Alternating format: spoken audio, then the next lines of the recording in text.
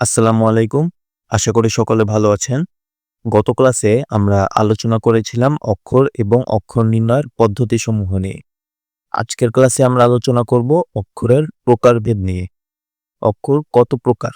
অক্ষর হচ্ছে মূলত দুই প্রকার। একটি হচ্ছে মুক্তাক্ষর এবং অপরটি হচ্ছে বদ্ধাক্ষর। মুক্তাক্ষরকে আমরা বলে থাকি স্বরান্ত অক্ষর, আর বদ্ধাক্ষরকে আমরা ব্যঞ্জনান্ত অক্ষরও বলে থাকি। এখন মুক্তাক্ষর আর বদ্ধাক্ষর কাকে বলে? মুক্তাক্ষর হচ্ছে সেই সকল অক্ষরকে বলা হয় যাদেরকে আমরা অনেকক্ষণ টেনে নিতে পারবো, আর যে সকল অক্ষরকে টানতে পারবো না তাদেরকে বদ্ধাক্ষর বলা হয়। আমরা যদি একটি উদাহরণের মাধ্যমে বোঝার চেষ্টা করি, মনে করুন একটি শব্দ নিলাম সাগর। আমরা প্রথমে প্রচলিত পদ্ধতিতেই মুক্তাক্ষর এবং বদ্ধাক্ষর নির্ণয় করব, যার জন্য আমাদেরকে প্রচলিত পদ্ধতিতে প্রথমে সাগর শব্দটাকে ভাঙতে হবে। তো আমরা যদি সাগর শব্দটাকে ভাঙি তাহলে পাবো হচ্ছে আমরা স যোগ আ যোগ গ যোগ অ যোগ র, সাগর।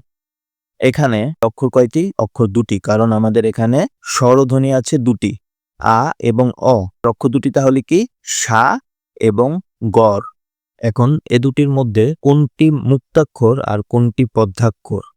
আমরা বলেছি মুক্তাক্ষরকে আমরা অনেকক্ষণ টানতে পারবো।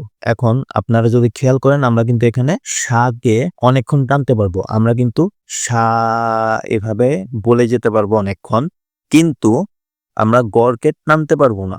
আমরা গড়কে টানার চেষ্টা করলে উচ্চারণে ধাক্কা খাবে, অর্থাৎ গড় এরকম ধাক্কা খেতে থাকবো। তার মানে হচ্ছে আমরা সাকে টানতে পারবো, অর্থাৎ সা হচ্ছে আমাদের মুক্তাক্ষর আর গড় হচ্ছে আমাদের বদ্ধাক্ষর। ঠিক আছে? এখন আমরা পড়েছি যে মুক্তাক্ষরকে আমরা স্বরান্ত অক্ষর বলি, আবার বদ্ধাক্ষরকে ব্যঞ্জনান্ত অক্ষর বলি। এখন স্বরান্ত আর ব্যঞ্জনান্ত অক্ষরকে যদি আমরা সংজ্ঞায়িত করার চেষ্টা করি, আমরা এভাবে বলতে পারি যে স্বরান্ত অক্ষর হচ্ছে সে সকল অক্ষর যাদের শেষে স্বরধ্বনি আছে, আর ব্যঞ্জনান্ত অক্ষর হচ্ছে সে সকল অক্ষর যাদের শেষে ব্যঞ্জন ধ্বনি আছে। আমরা যদি আমাদের আগের উদাহরণেই ফেরত যাই, এখানে যদি আমরা দুটো অক্ষরকে আলাদা করি এবং সর্বশেষ ধ্বনিগুলোকে চিহ্নিত করি, তাহলে আমরা দেখতে পারবো সা অক্ষরের শেষ ধ্বনি হচ্ছে আ, যেটি একটি স্বরধ্বনি, আর গড় অক্ষরের শেষ ধ্বনি হচ্ছে র। র হচ্ছে একটি ব্যঞ্জন ধ্বনি। তাই আমরা বলতে পারি সা হচ্ছে মুক্তাক্ষর বা স্বরান্ত অক্ষর এবং গড় হচ্ছে বদ্ধাক্ষর বা ব্যঞ্জনান্ত অক্ষর। গত ক্লাসে আমরা আরেকটি বিষয় শিখেছিলাম, সেটা হচ্ছে এসএমএস পদ্ধতি। আমরা কিন্তু চাইলে এসএমএস পদ্ধতি ব্যবহার করেও খুব সহজেই মুক্তাক্ষর এবং বদ্ধাক্ষর নির্ণয় করতে পারবো। আমরা যদি এসএমএস পদ্ধতি ব্যবহার করে অক্ষর নির্ণয় করি, সাগরের বাংলিশটা হবে হচ্ছে SAGOR, সাগর।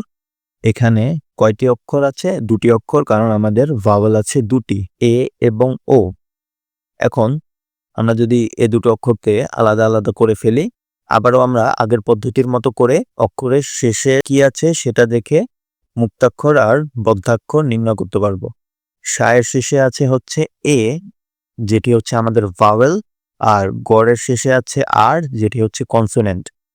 ভাওয়েল থাকলে হবে আমাদের মুক্তাক্ষর, আর কনসোনেন্ট থাকলে হবে বদ্ধাক্ষর। তাহলে আমরা এভাবেও বলতে পারি যে সা হচ্ছে মুক্তাক্ষর বা স্বরান্ত অক্ষর, আর গড় হচ্ছে বদ্ধাক্ষর বা ব্যঞ্জনান্ত অক্ষর। আজকে এই পর্যন্তই।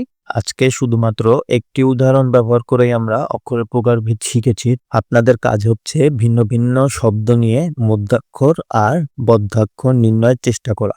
আশা করি কোনো সমস্যা হবে না আপনাদের।